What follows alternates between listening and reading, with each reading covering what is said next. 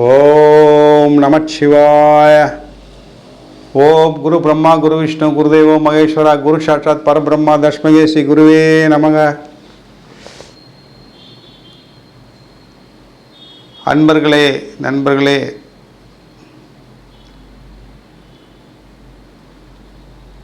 இன்றைய தினம் 22/6/2024 சனிக்கிழமை.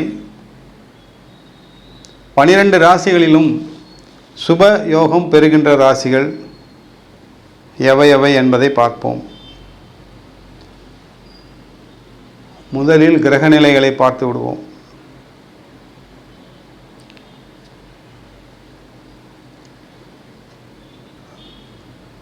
மேஷராசியில் செவ்வாய், ரிஷபராசியில் குரு, மிதுனராசியில் சூரியன் புதன் சுக்கிரன், கன்னிராசியில் கேது, மீனராசியில் ராகு, கும்பராசியில் சனி பகவான். சந்திரனை பொறுத்தவரையில் மூல நட்சத்திரம் தனுசு ராசியில் பிரவேசிக்கிறார். எவ்வாறு இருக்கும்? சுப யோகம் என்று சொல்லக்கூடிய சுப விஷயங்களையும் சுப பலன்களையும் இன்றைய தினம் அனுபவிக்கக்கூடிய 3 ராசிகள். முதலில் சிம்ம ராசி, இரண்டாவது கன்னிராசி, மூன்றாவது துளாராசி.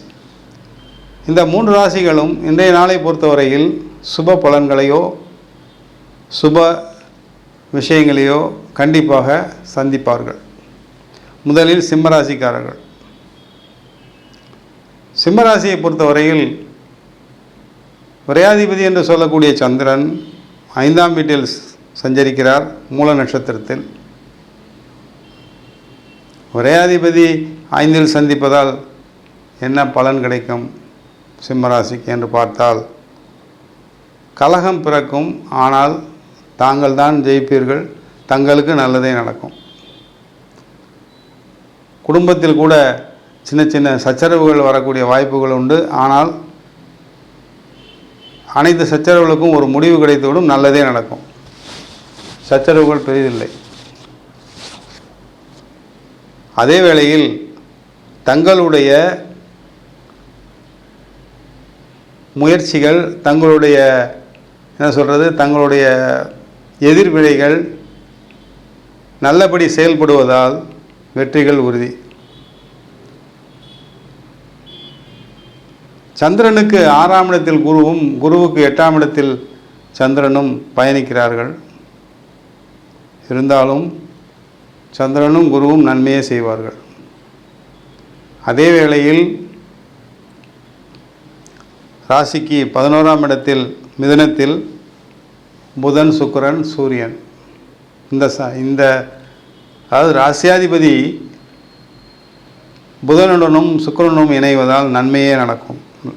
தனலாபம் உண்டு, பிரயாணத்தால் லாபம் உண்டு, சுபகாரிய பேச்சுக்கள் நடக்கும். குடும்பத்தில் சுப காரியங்கள் வெற்றி பெறும்.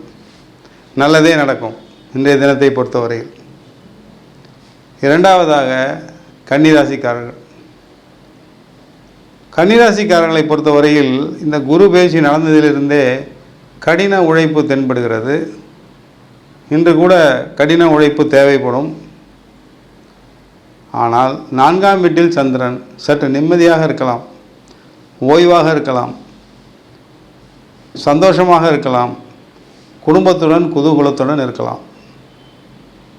வருவாய் அதிகம் உண்டு, வருமானம் உண்டு, தொழில் பெருக்கம் உண்டு, தொழிலில் லாபம் உண்டு.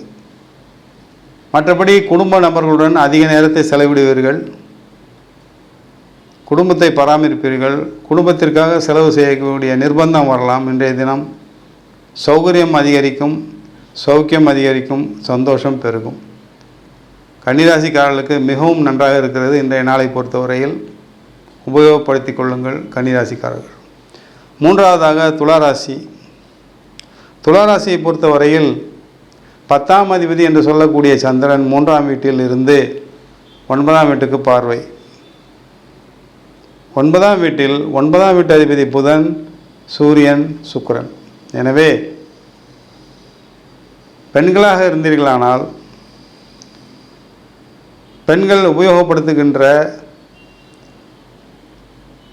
சுடிதார், சாரீஸு, விமென்ஸ் வேர் இந்த மாதிரி தொழில் இருக்கக்கூடிய பெண்களுக்கு அதீதமான லாபம் கிடைக்கும், தொழில் மேன்மை இருக்கும். முக்கியமாக பெண்களுக்கு அனைத்து வகையிலும் நன்மைகள் நடக்கும். இன்றைய தினத்தில் துளாராசியில் பிறந்த பெண்களுக்கு இன்றைய தினத்தில் அதீதமான நன்மைகள் காத்திருக்கிறது. உபயோகப்படுத்திக் கொள்ளுங்கள்.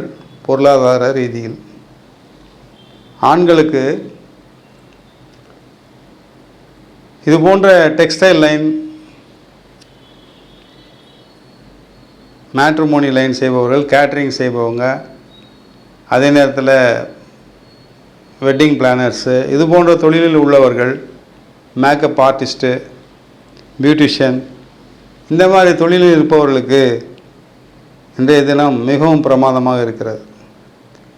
தொடர்புகள் அதிகரிக்கும், லாபம் அதிகரிக்கும், பொருளாதார வரவு உண்டு, சந்தோஷம் உண்டு, வருமான பெருக்கம் உண்டு, வருமான தொடர்பு உண்டு, தொழில் தொடர்பு புதிதாக ஏற்படுவதற்கும் வாய்ப்புகள் உண்டு. துளாராசிக்காரர்களுக்கு மிகவும் நன்றாக இருக்கிறது. உபயோகப்படுத்திக் கொள்ளுங்கள். இன்றைய தினத்தை பொறுத்தவரையில் முழுமையான சந்திராஷ்டமத்தை சந்திக்கக்கூடியவர்கள் ரிஷபராசிக்காரர்கள்.